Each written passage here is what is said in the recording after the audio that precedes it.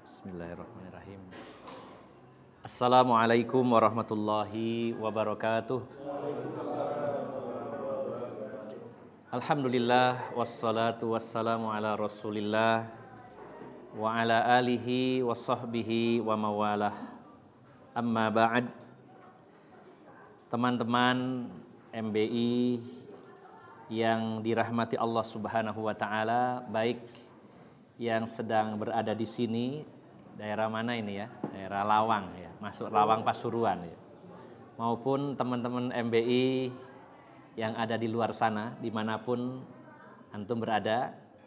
Alhamdulillah pada siang hari yang cukup hangat ini kita bertemu dengan teman-teman MBI, khususnya teman-teman MBI yang menjadi panitia dalam acara Baik Fest begitu ya.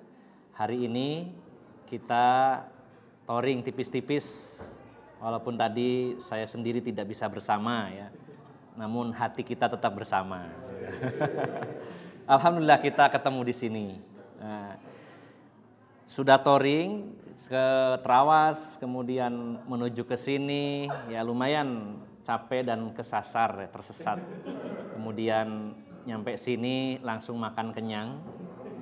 Nah, jadi sudah capek, sudah kenyang, ini waktu yang kondusif untuk tidur sebenarnya. Tapi panitia settingnya ini tausiah, ya baik, tausiahnya tidak terlalu panjang. Yang penting kita semuanya termasuk saya pribadi lebih bersemangat lagi untuk menjadi pribadi yang lebih baik dalam pandangan Allah Subhanahu wa taala. Nah, teman-teman, tema pada siang hari ini ya tidak terlalu panjang lebar, ya, singkat saja. Temanya adalah tune up iman dan amal. Mungkin teman-teman motor pasti sudah paham apa yang namanya tune up ya. Atau orang bilang tune up gitu ya, ngecunkan ya. Ya, yang saya ketahui wallahu alam kalau istilah tune up ini lebih di atasnya maintenance biasa ya. Kalau maintenance hanya perawatan berkala yang mudah-mudah saja seperti ganti oli, mungkin ganti kampas rem ya. Sedangkan tune up lebih mendalam lagi, mungkin ke arah setting mesin supaya performanya lebih baik lagi. Ini gambaran di anak motor pasti lebih paham masalah ini. Nah, maka selain tune up motor kita, ada yang lebih penting yaitu tune up iman dan amal-amal kita. Berbicara tentang iman, namanya tune up ini baru levelnya hanya merawat yang sudah ada sebenarnya ya. Belum kita bahas masalah mengupgrade.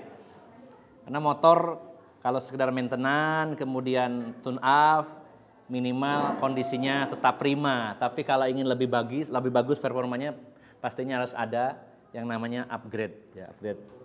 Mungkin bore up atau mungkin ada penggantian part ya yang berbau racing misalkan begitu ya, motornya Supra misalkan ya, ya CDI-nya BRT yang lain-lain diganti ya.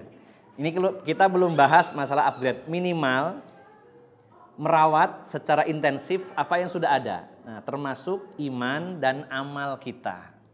Nah, karena yang kita pahami dalam prinsip Ahlus Sunnah wal Jamaah, iman itu al-imanu yazidu wa yanqus, bertambah dan berkurang. Nah, minimal tidak drop gitu ya. Performa iman kita dan amal kita tidak drop, tidak turun. Stabil ini minimal, bahasanya minimal, belum maksimal ya. Minimal kita lakukan tune up iman dan amal kita. Nah, bicara tentang iman dulu, simpel saja. Ini sering kita bahas sebenarnya beberapa pertemuan dulu bersama teman-teman juga. Bagaimana supaya iman ini tetap stabil, tetap ada dalam diri kita. Ya. Maka yang paling pokok dalam mempertahankan iman adalah kita harus benar-benar memiliki ma'rifatullah. Ini nomor satu, yang paling pokok. Bahkan ini ilmu yang tertinggi. Ya. Ma'rifatullah, mengenal Allah Subhanahu wa taala. Dan ini ada dua langkah. Ya, bukan dua tak tapi ya. Ini dua langkah. Yang paling utama dua langkah. Yang pertama, mendalami, mempelajari tentang nama-nama dan sifat-sifat Allah. Silakan teman-teman bisa ikut kajian Misalkan syarah kitab Al-Aqidah Al-Wasithiyah misalkan ya. Di sana bahas tentang nama sifat-sifat Allah secara mendalam. Nah, yang kedua, langkah kedua yang sangat penting dalam mengenal Allah adalah dengan mentadaburi ayat-ayat kauniyah. Ini dibahas oleh para ulama. Membahas mentadaburi ayat-ayat kauniyah, ayat-ayat yang ada di alam semesta ini. Dan salah satu caranya, saya ingat pesan ya Ustadz Subhan Bawazir hafizahullah ya, bahwa mentadaburi ayat-ayat kauniyah tidak cukup hanya di dalam masjid, tidak cukup di dalam rumah, tapi harus keluar, harus berjalan. Bahasa kitanya harus touring, ya harus touring. Nah, ini bukan saya cari-cari dalil ya supaya kita bisa touring ya. Ini hak bener ya. Bukan berarti oh ini lumayan nih buat alasan ke istri biar bisa touring, ada dalilnya gitu ya. Bukan semata-mata ngepas-ngepaskan. Tapi memang para ulama menyatakan bahwa untuk mengenal Allah selain mengenal nama dan sifatnya, sering-sering tadabur ayat-ayat kauniyah yang ada di alam semesta ini. Dan salah satunya tentu harus berjalan di muka bumi ini. Baik jalan kaki atau naik yang lainnya. Yang paling ya, efektif sebenarnya motor ya. Walaupun mobil mungkin jangkauannya lebih luas, yang dibawa lebih banyak, tapi kalau menghadapi rute-rute yang berat juga tidak seefektif motor. Jalan yang sempit ya.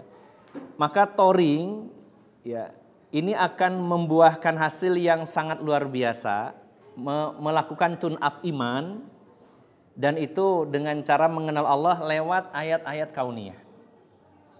Jadi teman-teman yang saya cintai, touring ini bukan bicara tentang jarak, bukan bicara tentang destinasi tujuan ya, bukan hanya berbicara tentang kecepatan atau jenis motor ya, tapi sebenarnya kalau kita dalami, touring ini kita sedang bahas tentang perjalanan hati. Kalau kita memang bisa ngarahkan ke arah yang benar. Bagaimana disebut perjalanan hati? Karena ketika kita keluar, di sana kita akan menyempatkan waktu untuk merenungi kebesaran Allah di alam semesta ini yang tidak kita dapatkan mungkin di tempat-tempat yang tertutup, harus di luar. Ya. Maka teman-teman yang saya cintai, kalau bisa memang yang pertama, ini request dari saya ya, yang pertama acara touring itu memang harus rutin, diagendakan. Ya, ini masukan ya. Jadi ya tidak harus selalu jauh ya, tapi ini harus diagendakan ya. Karena kita arahkan tadi fokusnya untuk tadabbur ayat-ayat kauniyah. Yang kedua, memang panitia harus bisa setting ya. Ada waktu-waktu tertentu di mana kita harus slow, kecepatannya jangan terlalu tinggi. Karena kita tadabbur alam, tadabbur ayat kauniyah tidak hanya di tujuan, kadang-kadang di jalan kita temukan.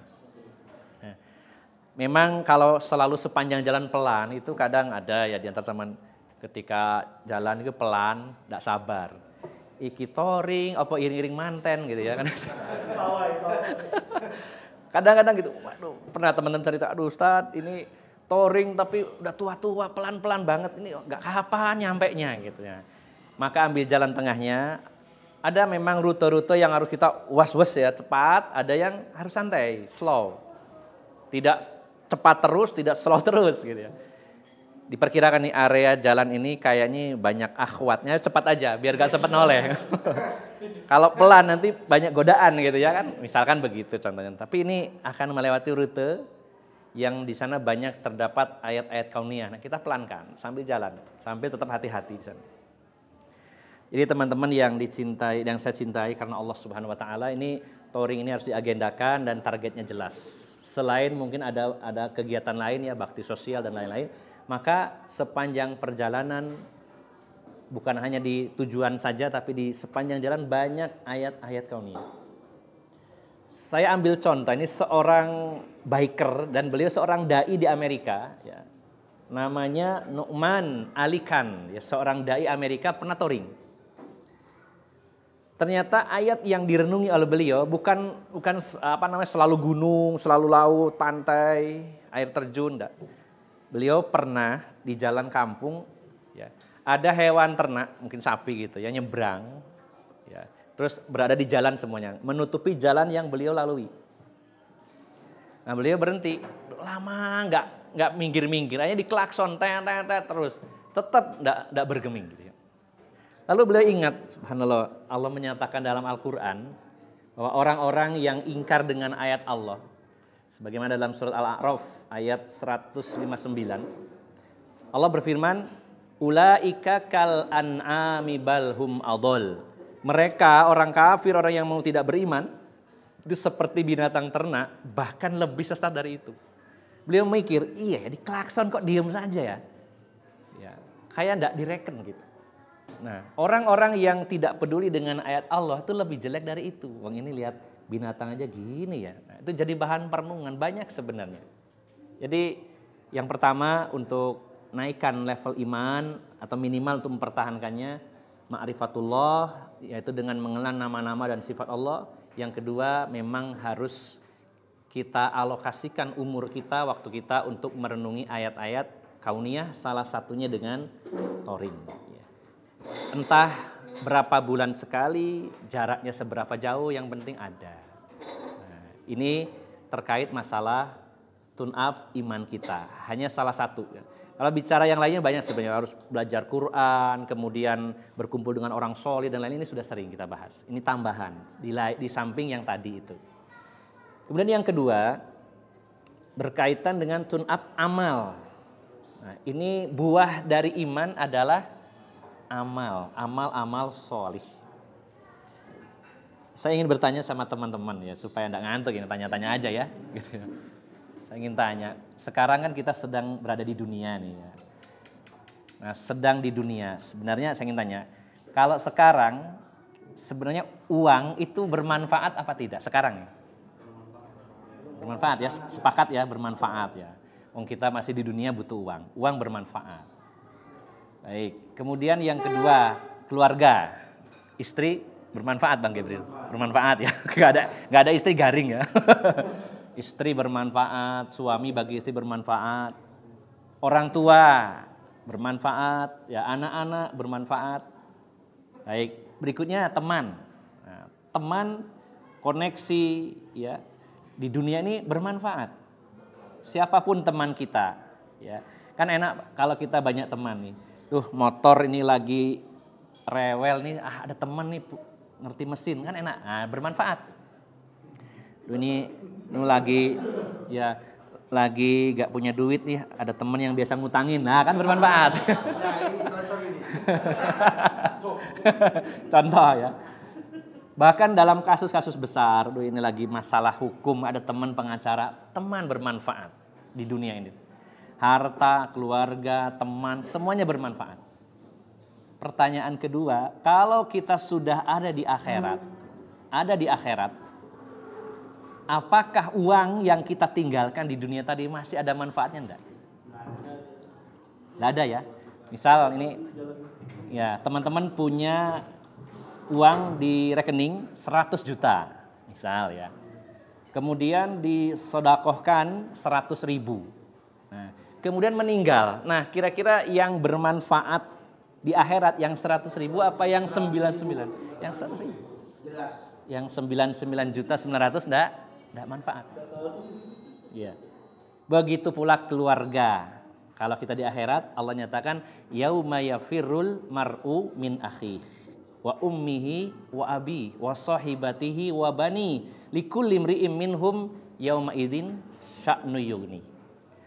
Ingat hari di mana kamu lari dari ya, yang pertama siapa? Dari saudara.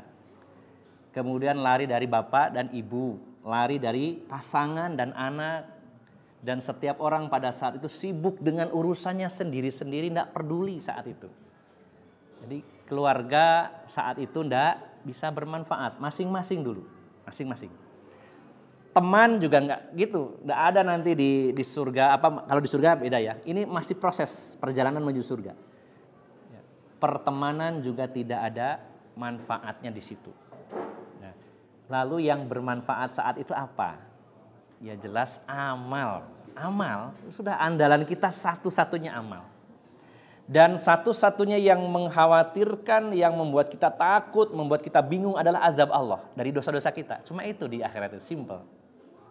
Saat kita bawa pahala amal yang banyak, itu tenang, nyantai. Saat dicabut nyawa, santai. Saat ditanya malaikat munkar nakir, santai. Saat dibangkitkan, santai. Di padang mahsyar dan seterusnya. Karena apa? Karena ada amal yang kita bawa dan itu saat ini dapat jatah pahalanya diambil sekarang. Baru digunakannya nanti. Nah disinilah teman-teman yang saya cintai, kita benar-benar harus berpikiran terus bagaimana ya caranya supaya amal saya itu bisa semakin baik kualitasnya, syukur-syukur bisa nambah jenisnya. Nah, kemudian ini pesan penting saya, ketika kita menjadi orang yang solih, artinya banyak beramal baik, ternyata imbasnya itu besar teman-teman semuanya. Sekarang problem yang kita hadapi apa? Semuanya solusinya apa? Solusinya cuma satu, jadikan diri kita orang baik. Ya. Kalau dijabarkan panjang tapi saya ambil sampel saja. Kita punya masalah yang paling banyak biasanya anak. Yang sudah punya anak ya, yang belum nikah harus nikah dulu baru punya anak gitu. Kecuali nikah janda satu paket ya sama anaknya gitu. Baik. Permasalahan yang dihadapi kita nih sebagai orang tua anak. Anak ini ya misalkan ya ada masalah ya, anak ini susah diatur ya. Inginnya kita anak yang solih. Nah, maka solusi yang sangat baik adalah menjadikan diri kita dulu yang baik. Kita seringnya fokus gimana ya supaya anak saya solih ya. Sekarang kita mulai rubah mindset kita, jadikan diri kita soleh dulu. Apa pengaruh? Pengaruh besar. Bukankah teman-teman pernah tahu kisahnya Nabi Khidir yang memperbaiki dinding dua anak yang mana penduduk situ tidak ngasih makanan, tidak menghormati tamu ya. Ketika Nabi Khidir bersama Nabi Musa. Kemudian ternyata oleh Nabi Khidir dinding yang mau roboh itu diperbaiki dan Nabi Musa protes. Warga sini pelit-pelit. Kenapa harus dibangun tembok yang mau roboh ini? Maka Nabi Khidir menjelaskan di akhir kisah ya, sebagaimana dalam surat Al-Kahfi ayat 82 ya. Allah menyatakan wa ammal jidaru, adapun dinding yang diperbaiki Nabi Khidir ya.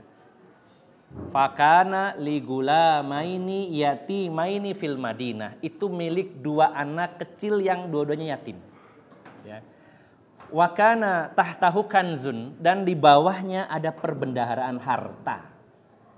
Nah yang terakhirnya wakana abuhuma soliha. Kedua orang tua anak-anak ini adalah orang-orang yang solih. Artinya kesolehan orang tua itu sampai orang tuanya sudah nggak ada, imbas kebaikannya itu anak-anak. Makanya dulu Sa'id Ibnul Musayyib ini seorang tabi'in, bahkan beliau ini tabi'in terbaik. Beliau adalah tabi'in dari Madinah. Beliau pernah mengatakan kepada putranya, ya bunayya, wahai anakku, ya, la azidanna solati min ajlik. Wahai anakku, ayah akan nambah solat ayah sebanyak-banyaknya demi kamu supaya kamu soleh. Loh, yang nambah solatnya bukan anaknya, orang tuanya. Ayah ini akan nambah solat, diperbanyak lagi solat sunnah dalam rangka untuk mendapatkan anak yang soleh, biar kamu soleh. Apanya yang diperbaiki? Jadi ternyata kalau kita ingin menyelesaikan problem-problem hidup, kita awali dengan diri kita harus banyak beramal dulu. Jadi orang soleh dulu.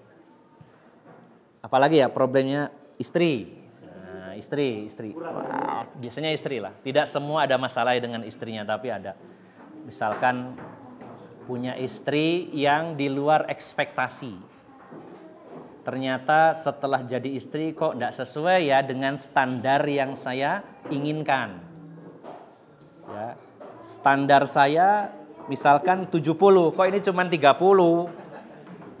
Duh, gimana solusinya ya? Maka salah satu solusinya adalah kita awali dari diri kita. Ingin istri yang baik, kita baik dulu. Apa dalilnya? Ada dalam surat An-Nur, surat 24 ayat 26. Al-khabithatu lil-khabithina wal khabisuna lil khabisat, wat thayyibatu lit thayyibina, wat thayyibuna lit thayyibat. Wanita yang jelek untuk laki-laki yang jelek. Laki-laki yang jelek juga untuk wanita yang jelek. Sedangkan wanita yang baik untuk laki-laki yang baik. Dan laki-laki yang baik untuk wanita yang baik. Ini konsep rumus dasar bahwa Allah akan pasangkan laki-laki baik dengan wanita baik.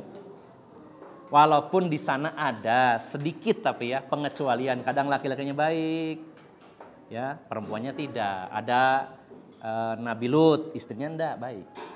Atau perempuannya baik seperti Asia, suaminya Firaun. Ya. Tapi standar umum rumusnya ada laki-laki baik untuk wanita yang baik. Berarti kalau istri kita dalam pandangan kita kok kurang baik, lah mungkin kitanya yang memang cocok kurang baik. Gitu. Istri saya kok nilainya cuma 30, jangan-jangan saya memang nilainya 30 ya. Bisa jadi 25. Berarti kalau ingin istri kita baik, langkahnya adalah selain solusi lainnya, ada doa di sana, ada nasihat, tapi solusi terbaiknya diantaranya adalah, oh berarti kalau saya ingin istri saya nilainya 100, saya harus naikkan diri dulu jadi 100. Pasti janji Allah ditepati. Kalau nilai saya 100, ya jangan tinggi-tinggi lah, misalkan 70 lah. 70, saya target ingin istri nilainya 70. Kok cuman 30? Oh mungkin saya 30 nilainya. Kalau begitu saya akan banyak lagi beramal sholih, jadi orang yang baik sampai nilai kita 70. Nah kalau sudah nilai kita 70, istri kita 30, maka rumus tadi belum berjalan. Bagaimana caranya Allah supaya rumus tadi berjalan, bahwa 70 harusnya ketemu dengan 70? Bisa jadi yang pertama, Allah perbaiki istri kita yang sekarang, levelnya naik, ngikutin kita. Jadi seimbang, 70 juga. Oke, ini pilihan pertama. Pilihan kedua, ini kita 70, istri 30. Wah, kata Allah ganti. Ya, tak kasih lagi yang baru. Yang nilainya 70. Nah, 70 udah habis. 70 sama. Bisa jadi begitu. Atau pilihan ketiganya, ini nilai 30, kita 70. Mana ya supaya bisa ngimbangi? Oh dikasih satu lagi yang nilainya 80. 80 sama 30 berapa? Di rata-rata nanti ya, di rata-rata. Ini hitung-hitungan angka ya. Ini bukan main-main teman-teman semuanya. Jadi amal sholih, kalau kita perbanyak amal sholih, yang sudah di jalan juga kita perbaiki, kita tampil jadi orang yang sholih, itu jadi solusi dalam semua masalah. Kita seringkali melihatnya ke luar, tapi diri kita lupa. Wah itu kan masalah anak, masalah istri. Kalau masalah negara ini masalah gede. Masa bisa selesai dengan kita jadi orang baik? Bisa. Kalau negara ini diisi orang-orang baik, maka mayoritas masyarakatnya baik, negara akan baik. Nah, caranya bagaimana? Ibda binafsik, mulai dari diri kita. Jangan nunggu orang lain baik. Oh, negara supaya baik, teman-teman harus baik ya. Sampai dewe ya opo. Nah, baliknya ke diri kita. Jadi teman-teman yang saya cintai, saya mengajak kepada diri saya terutama ya, sama teman-teman, yuk kita semangat lagi ya.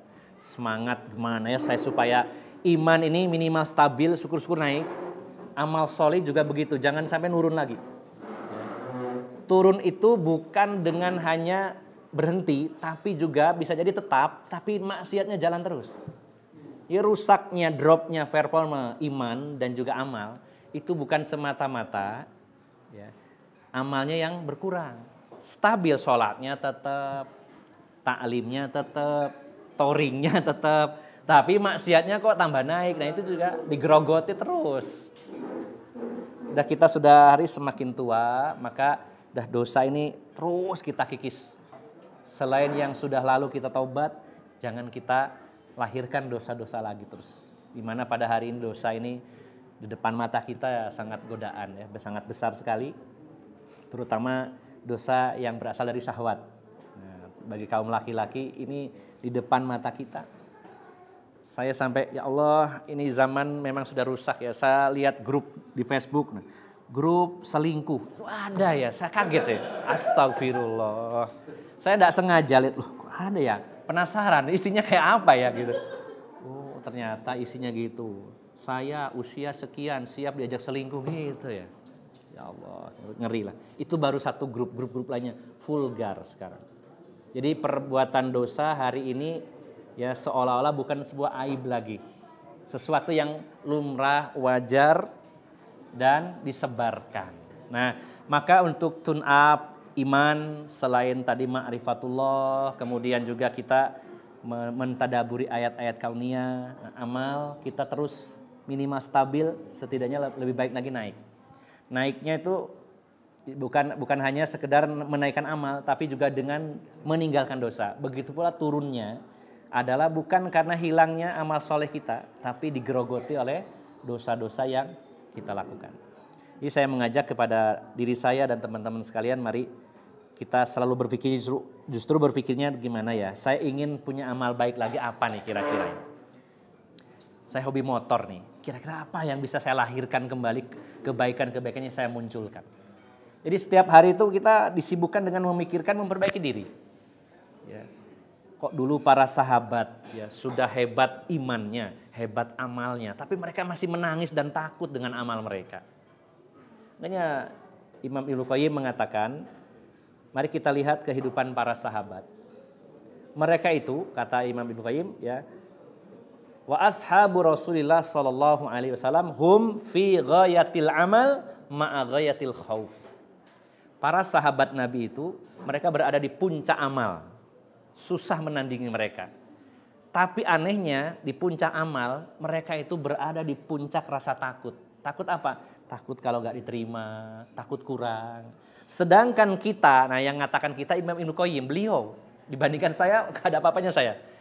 Sedangkan kita ya berada di amal yang rendah tapi PD-nya luar biasa.